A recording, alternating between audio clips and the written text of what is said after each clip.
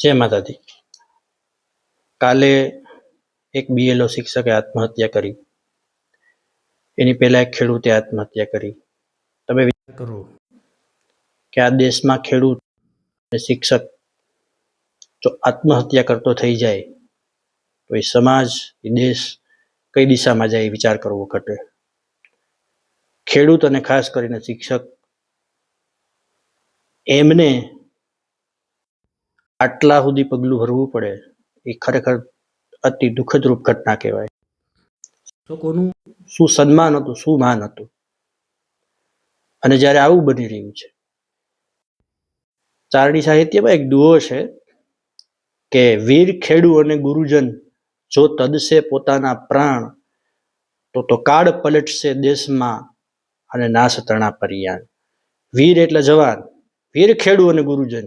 વીર જવાન એ જો દેશની સરહદે લડતા લડતા જીવ ગુમાવે, શહીદ થાય, તો એના જીવની કેટલી કિંમત,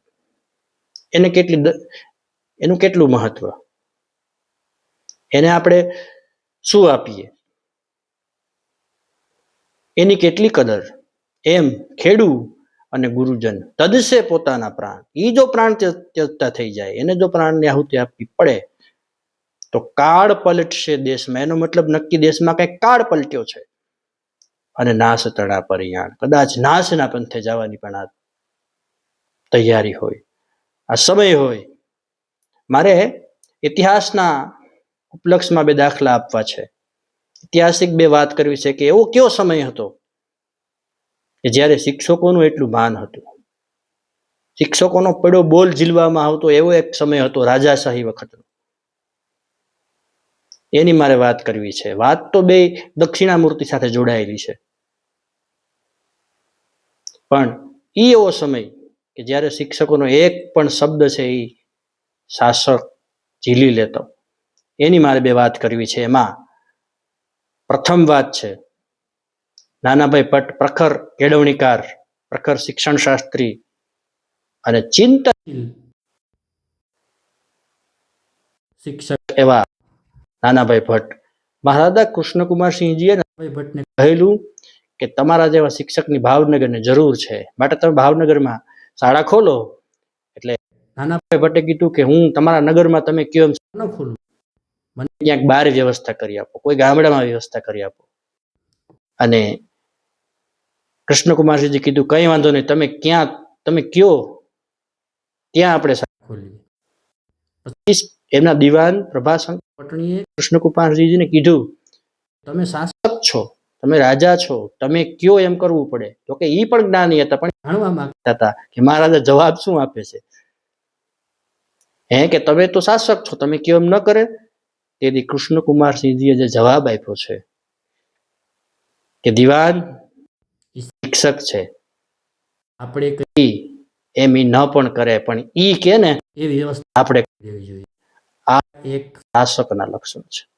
બીજું, દક્ષિણામૂર્તિ શું છે, પછી થોડા સમયમાં જ બાળકોની મુછાળીમાં તરીકે જાણીતા ગીજુભાઈ બધેકા, એ પણ તત્વ ચિંતક અને ચિંતનશીલ શિક્ષણ શાસ્ત્રી.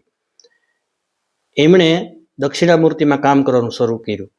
ત્યારે એક વખત મહારાજા કૃષ્ણકુમારસિંહજી ત્યાંથી નીકળ્યા અને એને વિચાર આવ્યો કે દક્ષિણામૂર્તિ શાળાની મુલાકાત લઉં.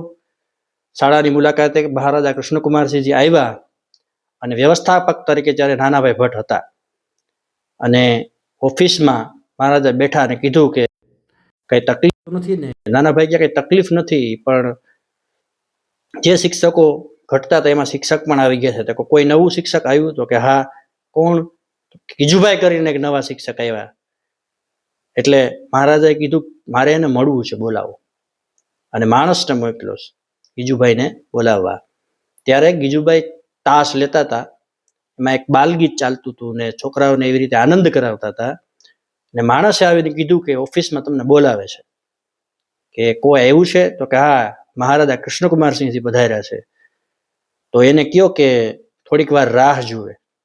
મહારાજાને કહ્યું થોડીક વાર રાહ જોવે, મારો તાસ પૂર્ણ થશે, વિરામ થશે, ત્યારે હું આવીશ. માણસ ગયો, ઓફિસમાં ઉભો રહ્યો, કઈ બોલતો નથી. નાનાભાઈ કીધું બોલ, શું જવાબ આપ્યો છે ગીજુભાઈએ? હમણાં આવે છે, શું જવાબ આપ્યો છે? એટલે માણસે કીધું કે હું કઈ રીતે કહું, કે કેમ, કઈ બીજો જવાબ આપ્યો? કઈ વાંધો નહીં, જે કીધું હોય એ સંદેશો કે. એટલે એ માણસે કીધું કે ગીજુભાઈ તો એમ કીધું છે કે મારો તાસ પૂર્ણ થાય ત્યારે હું આવીશ, વિરામના સમયે હું આવીશ, ત્યાં સુધી મહારાજાને કયો મારી પ્રતીક્ષા કરે. કૃષ્ણકુમારજીએ વાત સાંભળી, એટલું કીધું કઈ વાંધો નહીં, મારે એક શિક્ષકને મળવા માટે ગમે એટલી પ્રતીક્ષા કરવી હોય તો હું કરીશ, વિરામના સમયે મને મળીશ. આ હતો રાજવી, આ હતા શાસકો. અને આજે જે પરિસ્થિતિ નિર્માણ પામી છે, કહેવાનો મારો અર્થ કે એક સમય એવો હતો કે શિક્ષકનો પડ્યો બોલ ઝીલવામાં આવતો હતો. એની શું આબરૂ ને શું આમન્ય હતી, શું માન સન્માન હતા, એ કદાચ ઘટતા જાય છે. એ ખરેખર વિચારણીય બાબત છે સમગ્ર શિક્ષણ જગત માટે અને શિક્ષણ શાસ્ત્રીઓ માટે, સમાજ માટે. આના ઉપર વિચારવું ઘટે